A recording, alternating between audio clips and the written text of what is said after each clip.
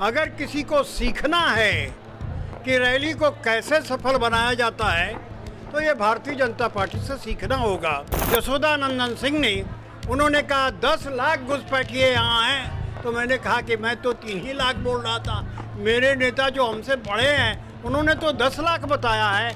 और अभी भी पूर्णिया जिले की स्थिति यह है कि अगर जल्द ही इस पर नियंत्रण नहीं किया गया तो कश्मीर जैसी स्थिति हो जाए। हमारा पूर्णिया सबसे पुराना जिला है, सो अभी तक पड़ा हुआ है।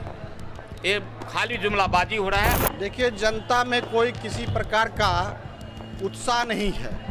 भाजपा कार्यकर्ता में हो सकता है, लेकिन आम जनता, चूँकि इन लोगों ने जो केंद्र में सरकार बनी, पूर्णिया के लिए इतना वादा किया, बिहार के लिए विशेष राज्य का वादा किया, अब उनके पास आंकड़ा कहाँ से आया ये तो हम नहीं जानते हैं। तो भाजपा का एक ही मुद्दा देश में रहा, हिंदू मुस्लिम के नाम पर चुनाव जीतना, उसी में वो अपने लगे हुए हैं। पूर्णिया का इंदिरा गांधी स्टेडियम में 23 सितंबर को देश के जो गृह मंत्री हैं, भाजपा के फायर ब्रांड नेता अमित शाह का आगमन होने जा रहा है। 23 और 24 सितंबर वो सीमांचल के इलाकों में रहेंगे। सीमांचल का इलाका में जो आप कह सकते हैं कि पूर्णिया, कटिहार, किशनगंज और अररिया जो जिला है वो आता है, जहां पे 23 सितंबर को पूर्णिया के इंदिरा गांधी स्टेडियम में जो है अमित शाह वो एक जन भावना रैली है जो भारतीय जनता पार्टी के द्वारा किया जा रहा है, आयोजित है, उस रैली को संबोधित करेंगे।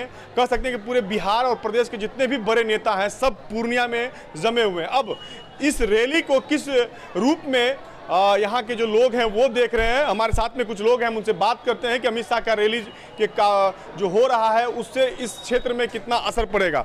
दिलीप बाबू, कितना असर पड़ेगा इस रैली का?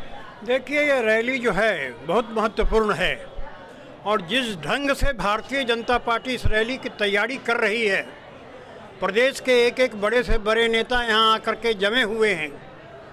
सिर्फ आपको प्रदेश अध्यक्ष संजय जायसवाल जी भी आए हुए हैं, राम सूरत राय जी मंत्री रहे हैं पूर्व के, वो भी आए हुए हैं। इसके अलावा गिरिराज सिंह जैसा नेता वो भी यहाँ कैंप कर रहे हैं, जनसंपर्क कर रहे हैं। अगर किसी को सीखना है कि रैली को कैसे सफल बनाया जाता है तो ये भारतीय जनता पार्टी से सीखना होगा, जिसके छोटे से छोटे कार्यकर्ता, बड़े से बड़े कार्यकर्ता, यहाँ तक कि उसके मंच मोर्चा के कार्यकर्ता सभी एकजुट होकर करके गृह मंत्री अमित शाह जी की रैली को सफल बनाने के लिए लगे हुए।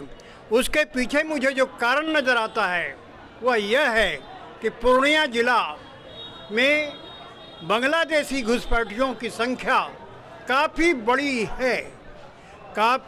है और एक समय आज से 10 साल 15 साल पहले मैंने कहा था कि यहाँ 3 लाख बांग्लादेशी घुसपैठिए आ चुके हैं। उस समय मेरे पीछे सीआईडी लग गया और कहा कि आप कहाँ से 3 लाख की बात करते हैं। लेकिन उसी बात को कुछ दिनों के बाद जब प्रदेश के एक महामंत्री आए यशोदानंदन सिंह ने, उन्होंने कहा 10 लाख घुसपैठिए यहाँ हैं, तो मैंने कहा कि मैं तो 3 ही लाख बोल रहा था। मेरे नेता जो हमसे बड़े हैं उन्होंने तो 10 लाख बताया है। और अभी भी पूर्णिया जिले की स्थिति यह है कि अगर जल्द ही इस पर नियंत्रण नहीं किया गया तो कश्मीर जैसी स्थिति हो जाएगी। अमित शाह के आने से पूर्णिया एयरपोर्ट का जो मसला है वो कहीं दूर होगा कि नहीं होगा? इस बार 2024 में मोदी जी जब यहाँ प्रचार प्रसार कर रहे थे तो उन्होंने वादा किया था कि 2024 में लोकसभा चुनाव से पहले पूर्णिया का जो एयरपोर्ट का मुद्दा है उसको क्या कहता है कहीं ना कहीं पूरा कर लिया जाएगा। एयरपोर्ट का मुद्दा जो है वह पूर्णिया के जन जन की मांग है और इसके लिए न कोई सत्ताधारी दल बल्कि विरोधी दल भी एकजुट होकर के मांग करता रहा है। और आपके जो ज्योतिरादित्य सिंधिया जी हैं विमान मंत्री, उन्होंने भी कहा है, आपके पूर्व के मंत्री लेसी सिंह ने भी इसके लिए प्रयास किया है, हमारे पूर्णिया विधायक विजय खेमका ने भी प्रयास किया है, यहाँ तक कि पूर्व के जो यहाँ के सांसद रहे हुए हैं संतोष कुशवाहा, उन्होंने प्रयास किया है। यहाँ के एक सामाजिक कार्यकर्ता है विजय श्रीवास्तव जी, उन्होंने भी जम करके इस बात, सभी लोगों ने प्रयास किया, सभी लोगों का प्रयास है और जरूर बनेगा। गौतम जी हमारे साथ में। गौतम जी, क्या लगता है कि अमित शाह की रैली यहाँ पूर्णिया में होने जा रहा है तो इससे कुछ फायदा होगा यहाँ के लोगों को? देखिए, जनता में कोई किसी प्रकार का उत्साह नहीं है। भाजपा कार्यकर्ता में हो सकता है, लेकिन आम जनता, चूँकि इन लोगों ने जो केंद्र में सरकार बनी पूर्णिया के लिए इतना वादा किया, बिहार के लिए विशेष राज्य का वादा किया, वो अब तक पूरा नहीं हुआ। इसलिए जनता निराश है, जनता में कोई उत्साह नहीं है और इसको लेकर के कोई चर्चा भी नहीं बना हुआ है। बांग्लादेशी घुसपैठियों की जो बात आ रही है, क्या लगता है सही में जो अभी बताया जा रहा है कि बांग्लादेशी घुसपैठियाँ 3 लाख से ज़्यादा हो गया इस इलाके में, क्या लगता है इस पर रोक लगेगा? अब उनके पास आंकड़ा कहाँ से आया ये तो हम नहीं जानते हैं। तो भाजपा का एक ही मुद्दा देश में रहा है, हिंदू मुस्लिम के नाम पर चुनाव जीतना, उसी में वो अपने लगे हुए हैं, उसी में वो काम करते हैं अपना। चुनावी मान सकता है कि 2024 का जो चुनाव है उसकी तैयारी? देखिए, ये तो चूंकि बिहार में जो विधानसभा होने जा रहा है 25 में, उसमें ये समाप्त हो जाएंगे, ये तय है। और 24 में भी उनकी खाता बिहार में खुलने नहीं जा रही है। जवाहर जी क्या लगता है अमित शाह की रैली से कुछ इफेक्ट पड़ेगा? कोई इफेक्ट नहीं पड़ेगा। कोई इफेक्ट यहाँ किसी लोगों में कोई आक्रोश नहीं है, न खुशी है और न कोई दुखी है। और जितने ठो नेता हैं उनके, वही ठो चारों बगल स्टेडियम के चारों बगल बड़का बड़का होर्डिंग लगा करके बैठे हुए हैं। अमित शाह को यह देखना है, अमित शाह जी को, तो अगल बगल घूम करके देख ले क्या लोगों में उत्साह है क्या नहीं है। सिर्फ नेता में उत्साह है। सीमांचल में मुस्लिम आबादी बढ़ रही है जैसा कि सब बीजेपी के लोग कहते हैं, और उसके लिए क्या करता है, इसके लिए बैठक उठक करने वाले हैं। जी, बीजेपी को क्या मुद्दा है? ये सिर्फ एक ही मुद्दा है, हिंदू मुस्लिम करना, देश को बांटना, और कोई मुद्दा नहीं जुमलेबाजी करना। हमारा जो आपने एयरपोर्ट का जो बात ने उठाया, आज से कितना दिन से एयरपोर्ट चल रहा है, आप अभी हमारा इससे कम पहले बाद में चला झारखंड का, जहां पर वहां पर चालू हो गया है। और हमारा पूर्णिया सबसे पुराना जिला है, सो अभी तक पड़ा हुआ है। ये खाली जुमलाबाजी हो रहा है, आज हो जाएगा कल हो जाएगा। क्या बोल रहे हैं कि लोग जुमलाबाजी हो रहा है? सबको अपना अपना नज़रिया होता है किसी चीज़ को देखने का। एक बच्चा अगर किसी चिड़िया को देखता है तो कहता है इसको अगर मैं पकड़ लूँ तो खिलौना बना करके इसके साथ खेलूँगा। उसी को कोई कभी देख लेता है तो कहता है हाँ इसकी क्या सुंदर सुंदर आँखें हैं, क्या लंबे लंबे चोंच हैं। और उसी चिड़िया को कोई शिकारी देख लेता है तो कहता है इसको मारेंगे या पका के खाएंगे तो भूख शांत हो जाएगी। रोजगार पे बात करेंगे अमित शाह की? नहीं, रोजगार पर बिल्कुल कब बात करेंगे, क्यों नहीं करेंगे। रोजगार अहम मुद्दा है, इसलिए बात होगी। चलिए, क्या लगता है कि अमित शाह का जो रैली हो रहा है उस पर कुछ यहाँ के लोगों को कुछ मिलेगा? कुछ नहीं, वो तो बोल घोषणा करके बाद में कहते हैं कि ये जुमला था। 15 लाख नहीं मिला, ना ही रोजगार 2 करोड़ युवाओं को रोजगार मिला, ना ही मैंने एयरपोर्ट मिला, ना ही मैंने स्मार्ट सिटी का जो घोषणा किए थे वो भी नहीं मिला। ये खाली भाईचारा बिगाड़ने का काम करते हैं, मंदिर मस्जिद का काम बोलने का काम करते हैं, और हिंदू मुस्लिम करके लड़ाने का काम करते हैं। ये सीमावर्ती का क्षेत्र में जो बांग्लादेशी है, जो घुसपैठिए हैं, जैसा कि बोला जा रहा है, वो तो संख्या बढ़ा है। अरे संख्या बढ़ा है तो 8 साल से तो उनका सरकार है केंद्र में, वो क्या कर रहे हैं? वो क्यों नहीं उस पर लगाम लगा रहे हैं? अगर वो ऐसा है तो वो किस पर आरोप लगाना चाहते हैं? अभी सरकार बदली है बिहार में, इसलिए वो मैंने हतोत्साह हो मैंने ये अथी कर रहे हैं। बिहार में सरकार बदली? हाँ। चलिए गौतम जी, क्या लगता है कि अभी जो बैनर पोस्टर से पूरा शहर पटा हुआ है, लगता है कि अमित शाह आएंगे और पूर्णिया के जो लोग हैं उनको कुछ न कुछ सौगात दे के जाएंगे? देखिए, मैं तो ऐसा नहीं महसूस करता हूं कि कुछ मिलने वाला है पूर्णिया को, क्योंकि पूर्णिया को जो है सिर्फ ठगने का काम किया गया है।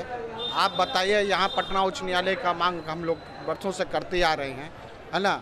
उन्हें पूर्णिया को उपराजधानी बनाने का मांग कर रहे हैं। एयरपोर्ट का मामला है, हमारा जो है रेलवे लाइन का मामला है, रेलवे बड़ी लाइन का मामला है, बहुत सारा मामला यहाँ पड़ा हुआ है।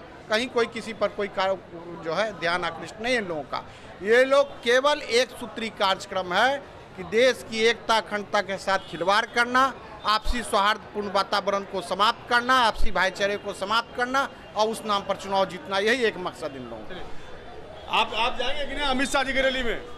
नहीं है, कभी नहीं जाएंगे। आप जाएंगे कि नहीं? जाएंगे क्या, वहाँ सही बातें नहीं है, जो बोले अभी सही वही बात है।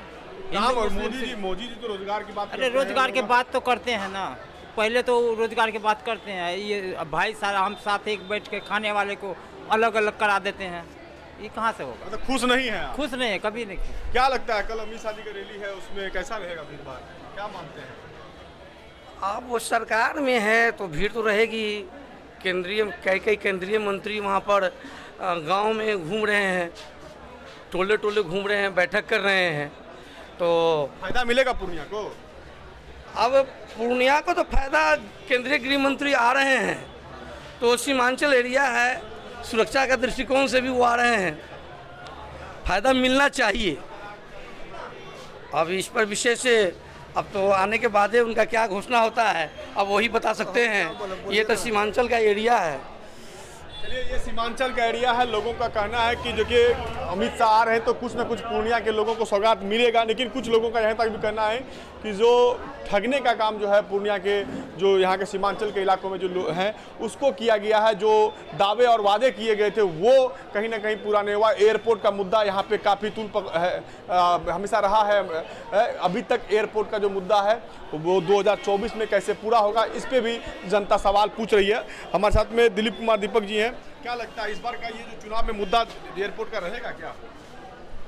हो सकता है कि चुनाव आने के पहले ही आपका एयरपोर्ट बन जाए, इसलिए चुनाव का मुद्दा बनेगा नहीं। लेकिन चुनाव का मुद्दा अगर कुछ बन सकता है तो पूर्णिया में जो हम लोग मांग कर रहे हैं उच्च न्यायालय के खंडपीठ की स्थापना की, वो मुद्दा हो सकता है। हो सकता है। देखिए, सीधे तौर पे कहना है यहाँ के लोगों को। अब देखना ये होगा कि 23 सितंबर को जब 12 बजे दिन में केंद्रीय गृह मंत्री जो भाजपा के फायर ब्रांड नेता हैं अमित शाह जब वहाँ से लोगों को संबोधित करेंगे तो कोसी और सीमांचल के लोगों के बीच क्या मैसेज आता है। और जहाँ रोजगार की बात हो रही है, जहाँ एयरपोर्ट की बात हो रही है, जहाँ हाईकोर्ट के बेंच की बात पूर्णिया में स्थापित होने की हो रही है, उस पर वो क्या कहते हैं, सुरक्षा को लेकर वो क्या कहते हैं। क्योंकि ये जो इलाका है वो सीमावर्ती इलाका है, कहीं ना कहीं नेपाल और भूटान से जुड़ा हुआ इलाका है। इस पर भी कहीं ना कहीं जो चर्चाएं हैं वो तेज है। अब ये देखने वाली बात होगी कि कल उनका क्या संबोधन होता है अपने इसको सीमांचल के इलाकों के लिए।